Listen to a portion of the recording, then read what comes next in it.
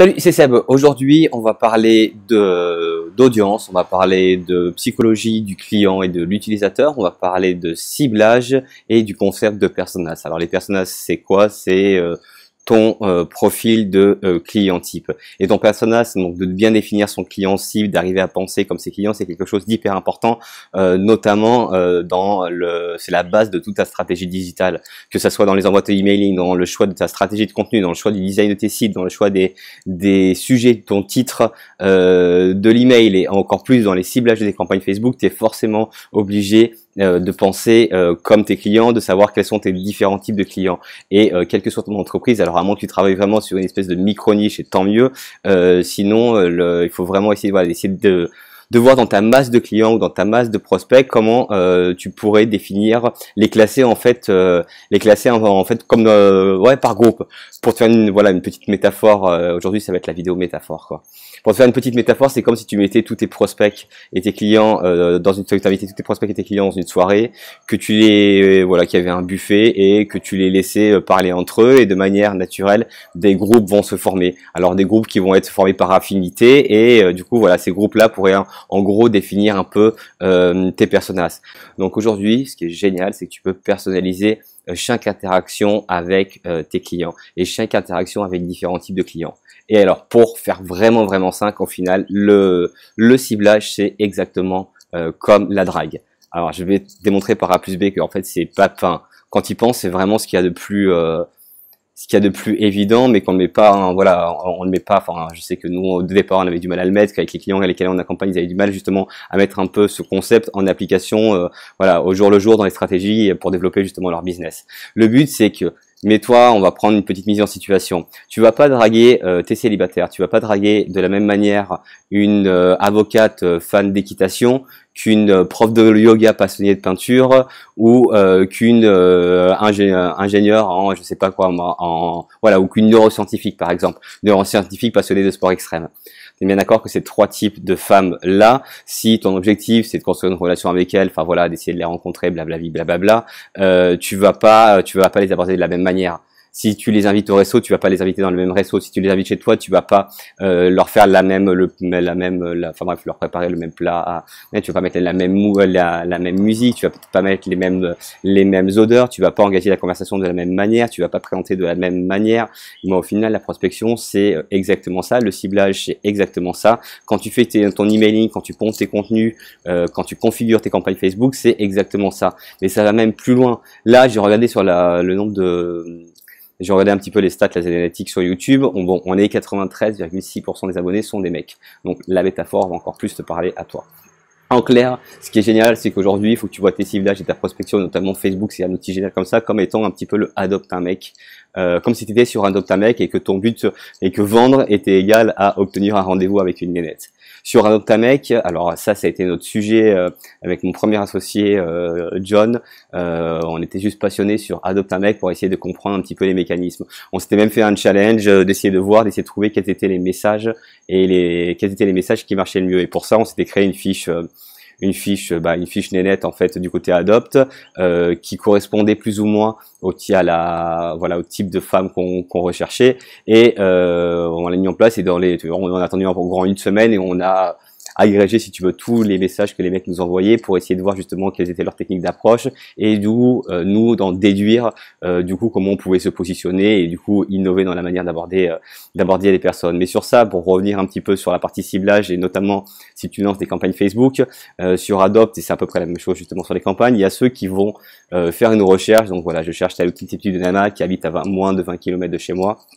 Donc tu as la liste de profils qui s'affiche et qui vont envoyer le même message à toutes les nénettes. Le même message en mode copier-coller quoi. Tu vois, ça c'est méthode bourrin quoi.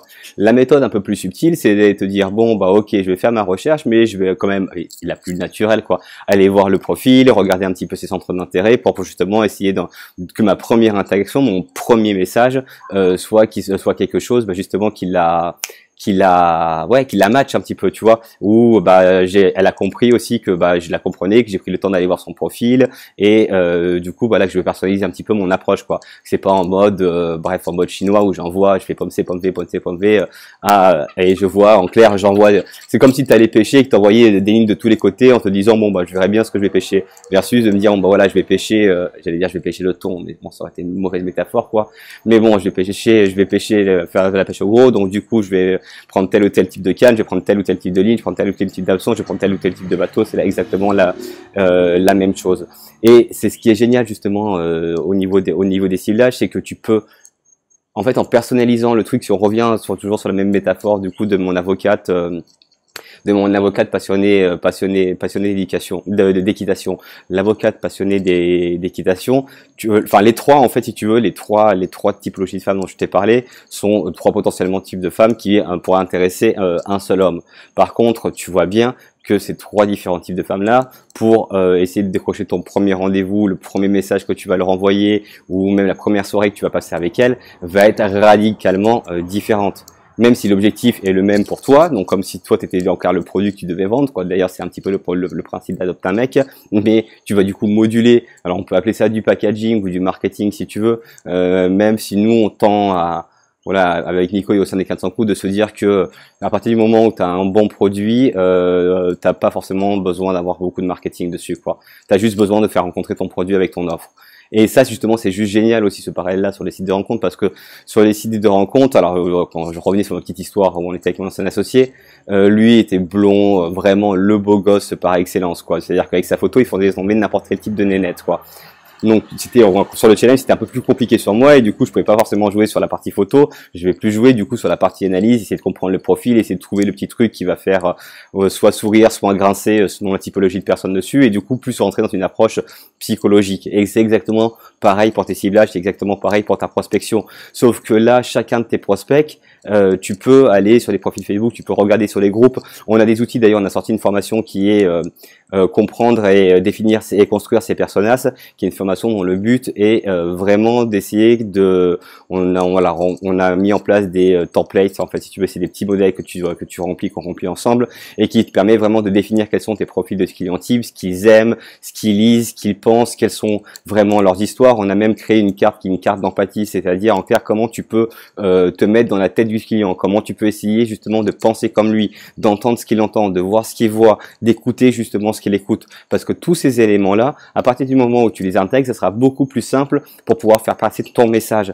Par contre, voilà, ce qui est un peu plus compliqué, c'est que plus tu as de segments, alors c'est une espèce de double règle, on va dire, c'est que plus tu as de segments dans ton audience, donc c'est-à-dire que plus tu as de typologie de personnes précises dans tes prospects, du coup plus tu as des chances d'avoir un message personnalisé. Mais dans le sens inverse, c'est-à-dire que du coup plus tu as de typologie de prospects, plus ça te demande d'avoir du coup une stratégie de communication qui soit en clair, qui soit, alors comment je pourrais te dire ça, j'allais te dire rhizomique, mais non c'est pas forcément ça.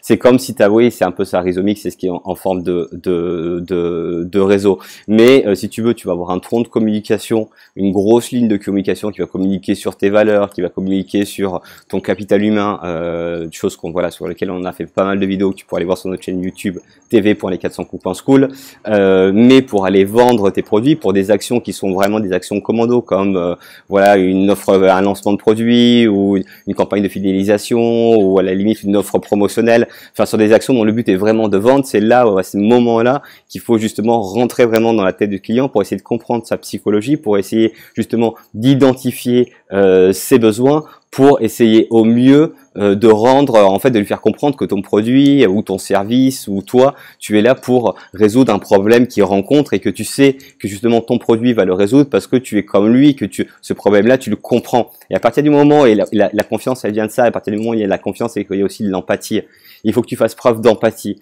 Donc, alors ça, justement, tu peux être tu peux être une personne qui peut être super empathique dessus. Si tu l'es pas, c'est pas grave. Moi, je sais que je l'étais pas du tout. Justement, c'est pour ça qu'on a cette formation parce que justement, Le but, c'est vraiment de t'apporter là des outils qui vont te permettre, c'est la base de toute ta com, quoi. Il y a plein de trucs, on a plein de messages sur des gens qui nous envoient, ouais, j'ai pas mal de trafic sur mon site, mais j'ai pas de vente, j'ai pas mal de fans, mais j'arrive pas à déclencher mes ventes dessus. Ça veut dire qu'à chaque fois, il y a un décalage entre le nombre de personnes qui vont sur leur site ou la communauté, donc le nombre de personnes auxquelles ils communiquent, et du coup les ventes. Mais pourquoi? C'est pas forcément que le produit est pas bien, ou que le site est mal fait, ou que les contenus sont pas bons. C'est la plupart du temps parce que du coup ils ciblent trop large et ils ciblent peut-être pas les bonnes personnes, ou ils ciblent les bonnes personnes mais avec un discours qui est, si tu veux, qui est lisse. Et ça tu le vois, et on le voit encore plus quand tu t'intéresses un petit peu à la politique. Aujourd'hui il faut avoir un discours qui alors soit qui tend vraiment à matcher complètement avec le système de valeurs des personnes en face, soit justement qui tend à être un peu plus disruptif, c'est-à-dire qu'un peu plus granuleux, un petit peu plus grinçant. Parce que quand tu es dans la moyenne et que tu as un discours lisse, aujourd'hui tu te fonds complètement dans la masse. Donc c'est ça aussi qu'il faut arriver à prendre en compte, et que justement si tu veux pousser un petit peu les marqueurs, si tu veux pousser un petit peu les marqueurs et essayer de justement d'être quitte à justement perdre des clients, peut-être que tu auras beaucoup moins d'interactions, mais le but, encore une fois, c'est pas d'avoir une communauté de 40 000 personnes. Si tu as une communauté de 40 000 personnes et que tu as les 100 clients à l'intérieur, ça sert à rien. Tu vas gâcher du temps, de l'énergie, des ressources pour créer des contenus, pour régénérer des interactions auprès de personnes qui sont pas forcément intéressées sur le moment donné sur ton contenu. Le but, c'est vraiment d'être en mode rayon laser, quoi. C'est-à-dire de savoir exactement quel type de personne, mais quand je dis quel type de personne, c'est pas les 18-35 ans qui habitent dans le Nord-Pas-de-Calais et qui aiment Dior, quoi. Ça, d'accord, oui, c'est un début d'audience, mais dans ça, il y a des personnalités. Il faut se dire encore une fois qu'on parle à des personnalités, que la vente c'est quelque chose d'humain, que voilà, une transaction c'est un échange de valeurs. Alors certes, il y a de l'argent dessus, mais ça reste avant tout une relation humaine. Et la technologie, et c'est ce qu'on croit et c'est ce qu'on prône au sein des 400 coups, c'est pas de déshumaniser les relations, mais au contraire, c'est justement de catalyser les interactions justement entre les individus. La technologie, c'est juste là un outil pour connecter les points étant, enfin bref, étant nous individus en tant que tel. D'ailleurs, petit aparté, tu regarderas le concept de connectarchie. Je te parlais de structurosomique tout à l'heure, mais tu regarderas le concept de connectarchie ou wirearchy, WIREARCHY. Voilà, je ferai peut-être une vidéo dessus, mais c'est hyper intéressant sur ce concept-là. Ça n'a rien à voir avec les personnages, mais c'était une petite aparté. Donc voilà, vidéo un petit peu confuse parce qu'il est tard, il est 22h46. Mais voilà, c'était vraiment important de se dire, encore si tu dois retenir qu'une chose de cette vidéo, c'est de te dire, peu importe ta stratégie, peu importe les contenus que tu vas produire, le plus important, la base, la fondation, tu vois ce que je veux dire, c'est vraiment le socle de ta stratégie, de toutes tes actions, ça doit être tes clients. Et même le départ de ton produit, d'être porté sur tes personas, c'est la première chose à faire, à qui tu t'adresses. Parce que ton produit, il est juste là pour remplir des besoins. C'est tout, point barre, quoi. Mais pour ça, il faut que tu saches quels sont les besoins. Et il faut que tu saches comment, justement, créer une relation personnalisée, une relation basée sur de la confiance, une relation basée sur de l'empathie avec tes clients. Mais pour ça, il faut que tu arrives à penser comme eux, il faut surtout savoir qui ils sont. Voilà, je te retrouve pour une nouvelle vidéo très vite et je te dis à bientôt. Salut!